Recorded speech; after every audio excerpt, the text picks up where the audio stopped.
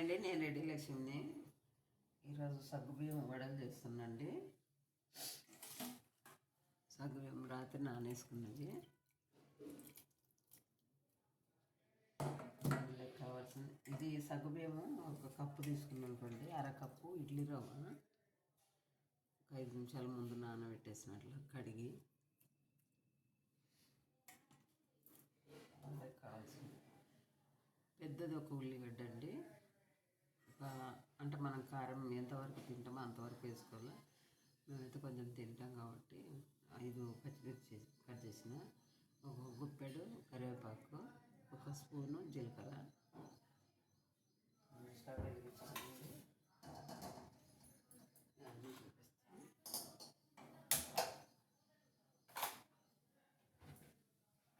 Oil అది పోసేసుకొని oil అవుతుంటే ఈ లోపల కలిపేసుకున్నాను.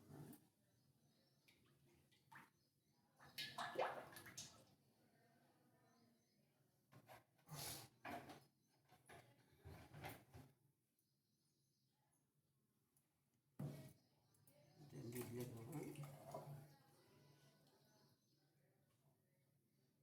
సగ్గుబియ్యం వేసేసుకొని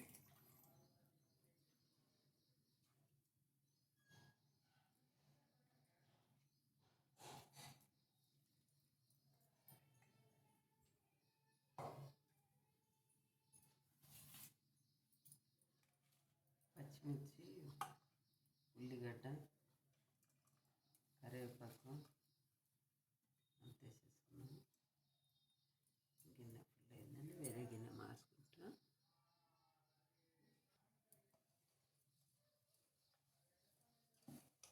బాగా అయితే కలపాలండి. ఇది ఎందుకంటే ఇడ్లీ రవ్వ కదా, అది విడిపోయినట్టు అవుతుంది, చేతికి రాదు ముద్దలాగా. అందుకని ఈ సగ్గుబియ్యం మెత్తగా కలిపేసినాం అనుకోండి, పిండిలాగా అవుతుంది. అప్పుడు ఇరిగిపోకుండా విడిపోకుండా మంచిగా అవుతాయి. మీకు ఎంతవరకు కారం ఎంత తినగలిగితే అంతే వేసుకోవాలండి. పిల్లలు తినలేరు కదా, అందుకని పిల్లల కంటే కొంచెం తక్కువనే వేసుకోవాలి. మనం పెద్దవాళ్ళం అంటే ఎక్కువ వేసుకోవాలి, తింటాము. ఇడ్లీలో ఒక 10 నిమిషాల ముందు అట్లా కడిగి పెట్టుకుంటే చాలు. సగ్గుబియ్యం అయితే రాత్రి నానేసినాను నేను, మెత్తగా ఉంటాయి.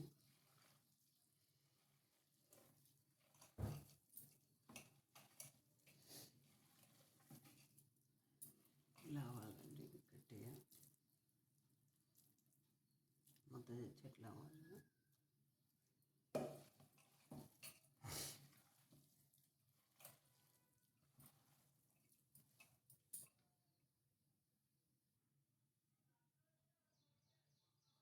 ఇలా చిన్న చిన్న చేసి వేసుకుంటాను.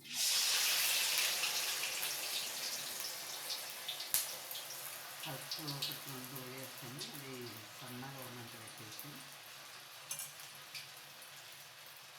చేసుకోవాలి. లేకపోతే పైన మాడితే లోపల ఉడకదండి. నేను ఇట్లా తడిసి పెట్టి చేయి కడుక్కొని తడి మీద చేసేసుకుంటాను.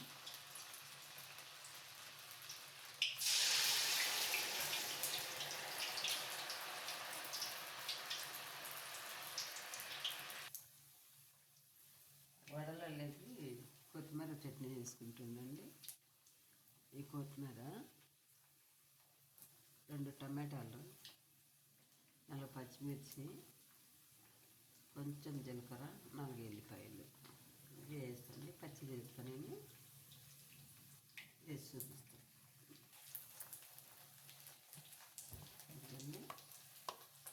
కొత్తిమీర చట్నీ రెడీ అయింది. కానీ టేస్ట్ చాలా బాగుంటుందండి. ఇది వడలలోకి పచ్చిదే వేస్తాండి. నేను మగ్గబెట్టేసి మేము ఇట్లా తింటాం. మేము చూపిస్తామన్నా అంటే రెడీ అయినాయి.